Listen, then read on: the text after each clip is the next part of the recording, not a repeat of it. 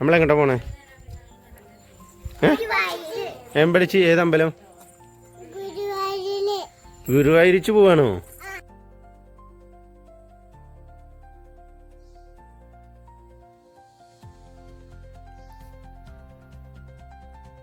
അപ്പോഴേ കൂട്ടുകാരെ, നമ്മൾ ഇന്ന് എത്തിയിരിക്കുന്നത് വീണ്ടും ഒരു യാത്രാ വിശേഷമായിട്ടാണ് കേട്ടോ. മക്കൾ പറഞ്ഞതുപോലെ ഞങ്ങളിന്ന് ഗുരുവായൂർ പോവുകയാണ്. ഒരുപാട് നാളായി ഞങ്ങൾ ഗുരുവായൂർ പോകാനായിട്ട് ഒരുങ്ങണം കേട്ടോ. ഞങ്ങൾ വീട് പണിയും തിരക്കൊക്കെ ആയിട്ട് കുറച്ച് നാളായി ആ വഴിക്കൊക്കെ ഒന്ന് പോയിട്ട്. അപ്പോൾ ഇന്ന് ഞങ്ങൾ രണ്ടും കൽപ്പിച്ച് അങ്ങനെ ഒരു യാത്രയ്ക്ക് ഇറങ്ങിയതാണ്. കാറിലാണ് പോകുന്നത്. ഞങ്ങൾ ഇടയ്ക്ക് നിർത്തിയും കയറിയും ചായ കുടിച്ചൊക്കെയാണ് പോകുന്നത്. കാരണം മക്കൾക്ക് യാത്രാ ഛർദിയുടെ പ്രശ്നമുണ്ട്. അതുകൊണ്ട് തന്നെ ഞങ്ങൾ ഇതുവരെ പോയിട്ടുള്ളതെല്ലാം ട്രെയിനിനായിരുന്നു. എവിടേക്ക് ഏത് ദൂരയാത്ര പോവുകയാണെങ്കിലും ഞങ്ങൾ ട്രെയിനിനാണ് പോയിക്കൊണ്ടിരുന്നത്. ഇന്ന് ഞങ്ങൾ രണ്ടും കൽപ്പിച്ച് കാറിന് പോകുന്നു. ഏതായാലും ഇതുവരെ കുഴപ്പമൊന്നുമില്ല, വലിയ ക്ഷീണവും കാര്യങ്ങളൊന്നും ഇല്ലാതെ ഞങ്ങൾ ഞങ്ങളുടെ യാത്ര തുടർന്നു. ഇടയ്ക്ക് ചില ബുദ്ധിമുട്ടുകളൊക്കെ തോന്നിയാലും മക്കൾ ഉറങ്ങിപ്പോയി വണ്ടിയിൽ നിന്ന്. അതുകൊണ്ട് വലിയ പ്രശ്നങ്ങളൊന്നുമില്ലാതെ ഞങ്ങൾ ഞങ്ങളെ യാത്ര തുടർന്നുകൊണ്ടേയിരുന്നു കേട്ടോ. രാത്രി ഏകദേശം ഒരു 8 മണിയോടെയാണ് ഞങ്ങൾ അവിടെ എത്തിയത്. എന്തായാലും ഉറങ്ങിപ്പോയതുകൊണ്ട് ഛർദിക്കുകയോ പ്രശ്നങ്ങളൊന്നും ഉണ്ടായിരുന്നില്ല.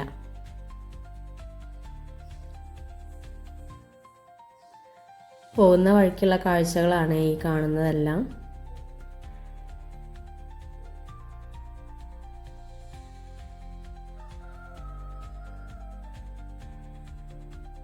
അങ്ങനെ ഞങ്ങളെടുത്ത റൂമിൽ എത്തിയിട്ടുണ്ട് കേട്ടോ. ഹോട്ടലിൽ നേരത്തെ ബുക്ക് ചെയ്തിട്ടുണ്ടായിരുന്നു വിളിച്ച്. അപ്പോൾ റൂമിലെത്തിയപ്പോഴത്തേനും ആദ്യമായിട്ടല്ല ഇത്രയും ദൂരം യാത്ര കാറിൽ. അതുകൊണ്ട് ചെറുതായിട്ടൊരു ക്ഷീണമൊക്കെ ഉണ്ടായിരുന്നു. അപ്പം ഞങ്ങളൊന്ന് കിടന്ന് ഒന്ന് ഫ്രഷ് ആയിട്ടൊക്കെ പുറത്തിറങ്ങാമെന്ന് വിചാരിച്ചു. അങ്ങനെ കിടന്നു കേട്ടോ ഞങ്ങൾ കുറച്ച് സമയം ക്ഷീണമൊക്കെ മാറ്റാനായിട്ട്.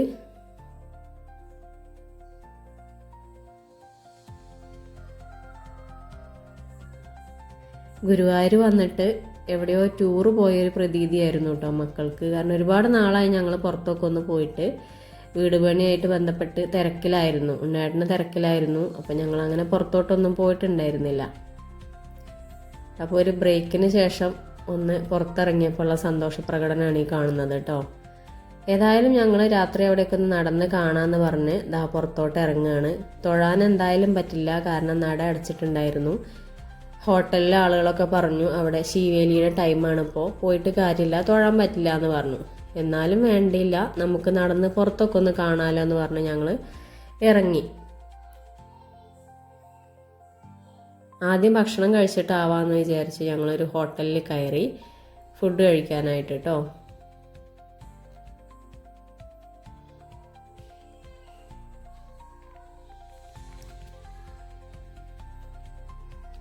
ചപ്പാത്തിയും ഗോപി മഞ്ചൂരിയനായിരുന്നു കേട്ടോ ഞങ്ങൾ ഓർഡർ ചെയ്തിട്ടുണ്ടായിരുന്നേ. തുമ്പിക്കൊക്കെ വിശന്നിട്ട് കുറുമ്പും വാശിയൊക്കെ തുടങ്ങിയിട്ടുണ്ടായിരുന്നു.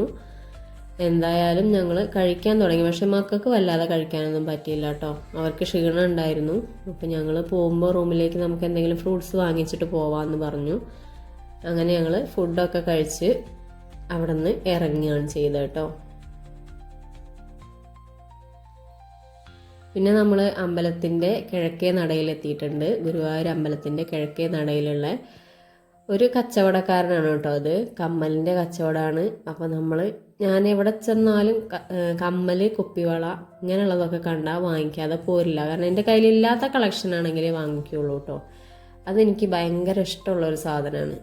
അങ്ങനെ നമ്മൾ അമ്പലത്തിൻ്റെ പുറത്തു കൂടെ ഉള്ള കാഴ്ചകളൊക്കെ കണ്ട് നാളെ രാവിലേക്കുള്ള പൂവൊക്കെ വാങ്ങിയത് ആ റൂമിലെത്തി. രാവിലെ ഞങ്ങൾ പൂവൊക്കെ വെച്ച് അമ്പലത്തിലേക്ക് ഇറങ്ങിയിട്ടോ, ദർശനത്തിനായിട്ട് പോവുകയാണ്.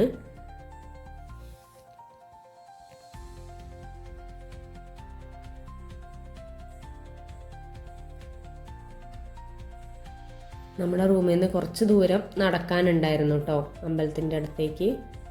ആദ്യം നമ്മൾ ചായയൊക്കെ കുടിച്ച് ഫ്രഷായിട്ട് കയറാമെന്ന് വിചാരിച്ചു. അല്ലെങ്കിൽ കരച്ചിൽ തുടങ്ങിക്കഴിഞ്ഞാൽ പിന്നെ തുമ്പി നിർത്തൂല. വിശക്കണമെന്ന് പറഞ്ഞാൽ നമുക്ക് വേറെ രക്ഷയൊന്നും ഉണ്ടാവില്ല.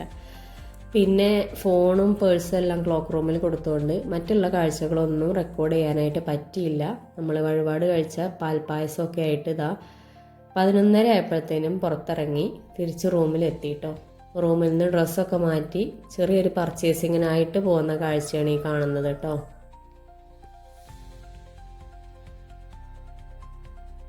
പർച്ചേസിങ്ങും കൂടെ കഴിഞ്ഞാൽ നമ്മുടെ പരിപാടികൾ കഴിഞ്ഞ് നമ്മുടെ തിരിച്ച് പോക്കിനുള്ള സമയമായിട്ടുണ്ട്. ഏതായാലും ഞങ്ങൾ റൂമൊക്കെ വെക്കേറ്റ് ചെയ്ത് ഇറങ്ങി. ഇനി ചെറിയൊരു ഷോപ്പിംഗ് കൂടെ നടത്താമെന്ന് പറഞ്ഞ് ആമി ഇതാ മുന്നിൽ നടക്കുന്നുണ്ട്, ഞങ്ങളെല്ലാവരും പുറകെ ഉണ്ട്. അങ്ങനെ ഞങ്ങൾ ഇതാ വൈറലായിട്ടുള്ള പ്രിയങ്ക ഫാൻസിയിൽ എത്തിയിട്ടുണ്ട്. അവിടെ വന്ന് നോക്കിയപ്പോഴാണ് വീഡിയോസിലെല്ലാം കണ്ടതെല്ലാം സത്യമാണെന്ന് മനസ്സിലായത്. കാരണം നമുക്ക് എന്തെടുക്കണം ഏതെടുക്കണം എന്നറിയാത്തൊരവസ്ഥയായിരുന്നു. നമുക്ക് അഫോർഡബിൾ ആയിട്ടുള്ള പ്രൈസിനായിരുന്നു സാധനങ്ങളെല്ലാം ഉണ്ടായിരുന്നത് കേട്ടോ. ലേഡീസിൻ്റെ ഐറ്റംസ് ആയിരുന്നു കൂടുതലും ഉണ്ടായിരുന്നത്. അങ്ങനെ ഞങ്ങൾ അമ്മയും മക്കളും ഞങ്ങൾക്ക് ആവശ്യമുള്ളതെല്ലാം പർച്ചേസ് ചെയ്തു. മക്കൾക്ക് ഇഷ്ടമുള്ള സാധനങ്ങളെല്ലാം പോയി നോക്കുന്നുണ്ട് കേട്ടോ. 1 മണിക്കൂറോളം ഞങ്ങൾ അവിടെ ഷോപ്പിംഗ് നടത്തി. നല്ല തിരക്കായിരുന്നു.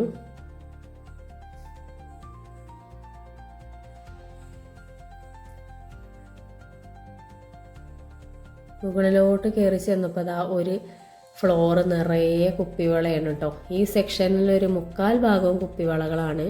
40 രൂപ തൊട്ടാണ് തുടങ്ങുന്നത് കേട്ടോ. എല്ലാം നല്ല വെറൈറ്റി കളക്ഷൻസ് ആയിരുന്നു. ഡാൻസിന് വേണ്ട ഐറ്റംസ്, അതായത് ഭരതനാട്യം അങ്ങനെയുള്ള ഡാൻസിൻ്റെയൊക്കെ ഐറ്റംസ് എല്ലാം ഉണ്ടായിരുന്നു കേട്ടോ അവിടെ. അങ്ങനെ ഞങ്ങൾ പർച്ചേസിങ് എല്ലാം ഏകദേശം അവസാനിപ്പിച്ച് തിരിച്ചിറങ്ങുകയാണ്. ഞങ്ങളുടെ വീഡിയോസ് ഇഷ്ടമായെങ്കിൽ ചാനലൊന്ന് സബ്സ്ക്രൈബ് ചെയ്യാനും ലൈക്ക് ചെയ്യാനും ഷെയർ ചെയ്യാനും കമൻറ്റ് ചെയ്യാനും മറക്കരുതേ. ഇന്നത്തെ യാത്രാവിശേഷം ഇത്രയൊക്കെ ഉള്ളൂ. ഇനി ഞങ്ങൾ നാട്ടിലേക്ക് തിരിക്കുകയാണ് കേട്ടോ. Okay, by.